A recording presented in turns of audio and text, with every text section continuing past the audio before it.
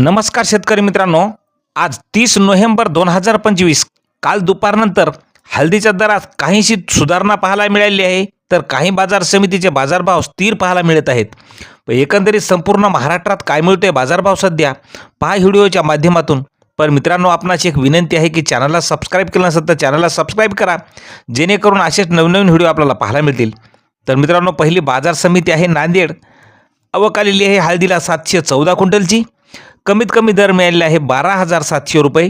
सर्वसाधारण दर मिळाला 13,900 रुपये. तर जास्तीत जास्त हळदीला नांदेड या ठिकाणी मिळालेला आहे 15,200 रुपये. पुढील बाजार समिती आहे मुंबई. हळदीला आवक आलेली आहे 59 क्विंटलची.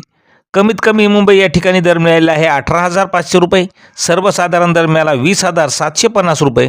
तर जास्तीत जास्त दर मिळाला 23,000 रुपये. पुढील बाजार समिती आहे रिसोड. हळदीला आवक आलेली आहे 1,080 क्विंटलची. कमीत कमी दर मिळाला 12,450 रुपये क्विंटल. सर्वसाधारण दर मिळाला 13,175 रुपये क्विंटल.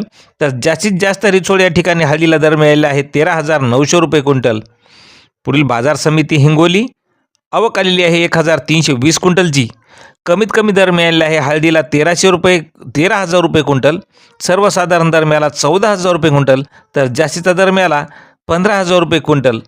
पुढील बाजार समिती सांगली. हळदीला आवक आलेली आहे 156 क्विंटलची.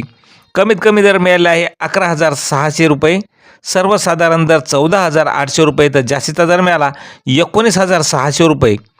पुढील बाजार समिती आहे पुन्हा मुंबई. आवक आलेली आहे 18 क्विंटलची. कमीत कमी दर मिळाला आहे 18,500 रुपये. सर्वसाधारण दर 20,750 रुपये. तर जास्तीचा दर मिळाला 23,000 रुपये. तर मित्रांनो, असे दररोजचे शेतमाल बाजारभाव पाहण्यासाठी चॅनलला सबस्क्राईब करायला विसरू नका. धन्यवाद.